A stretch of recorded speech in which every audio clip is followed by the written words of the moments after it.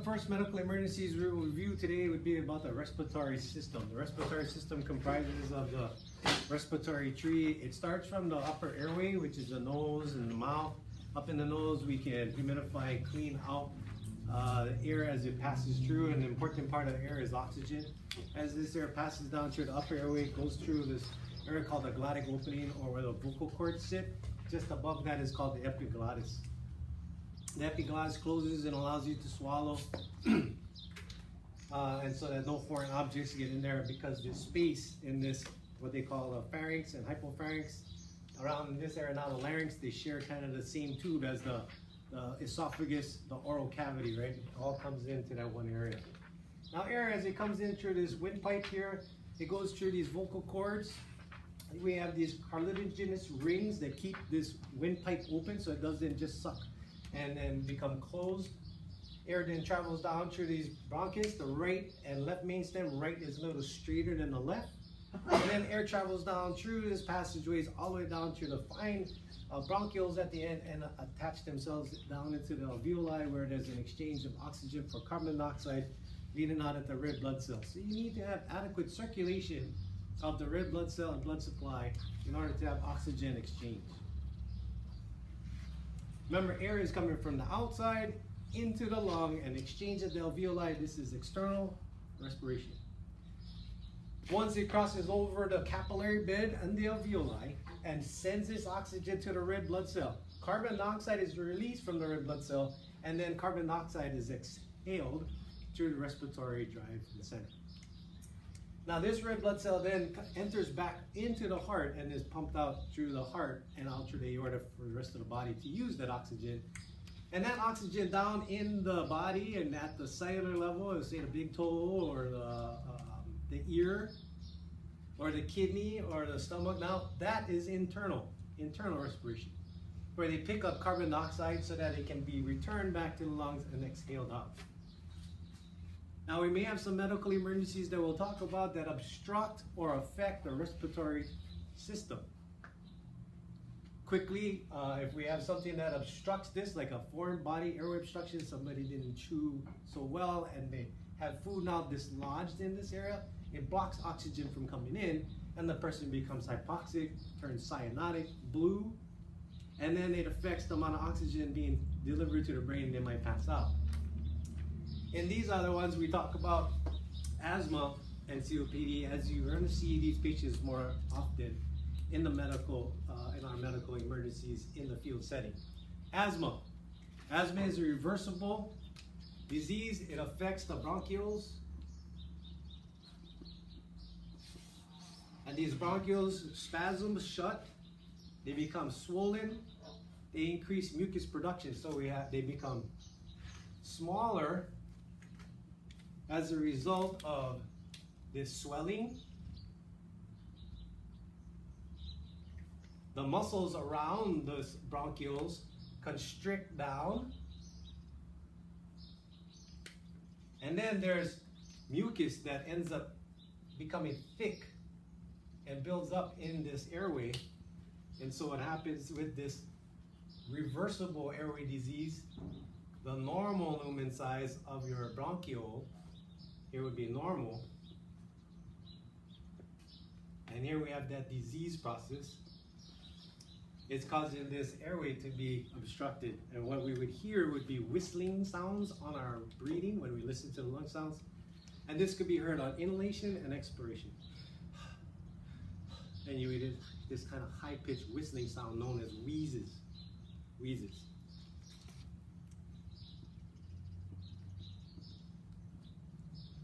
So bronchioles are affected with asthma. It causes this type of edema, constriction, spasming, and increased mucus production.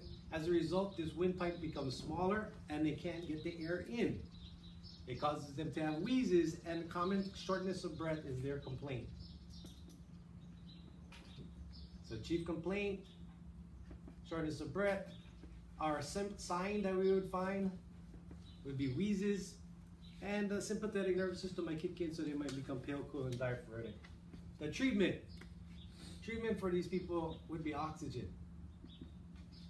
And we would try to tailor this oxygen up so that it's above that 95 or 94%. But we also want to think about giving them some beta-2 agonist. Beta-2 agonist via a nebulizer treatment, or the patient may have what's called a meter dose inhaler, and this beta-2 agonist is called albuterol. This should be given continuously until this starts to reverse. And again, this is a medical emergency where a lot of people succumb to death because maybe they ran out of their meter dose inhaler. We need to continuously give this. In our system, we would assist the paramedic in starting this nebulizer treatment and assisting with placing our patient on high flow oxygen by probably non-rebreather mask, or assisting them with the bag valve mask ventilation. Or if you were in the house and there was no ALS intervention or ALS provider, you can start by having them encourage them, take your meter dose inhaler of albuterol. Take albuterol, this will help. Another common medical emergency is more of a chronic nature. So this is your acute, all of a sudden reversible medical emergency. Here's your chronic in nature. Chronic obstructive pulmonary disease, it branches off to two. We call this emphysema and chronic bronchitis. In this case, we look at not only the the bronchial, this being normal. What happened now is because of their disease, there is already some scarring that's going on, and there's some damage that affected the bronchial, and so we have noticeable differences in the size of the bronchial.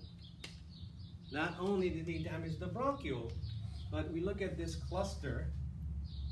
Here's my poor drawing of an alveoli. So this poor cluster in the beginning looks nice and clumped and grape-shaped, to the point where now all of a sudden it's just a large air sac with not many of these clusters. And what occurs here, remember, is that this is where we have the exchange of carbon dioxide and oxygen.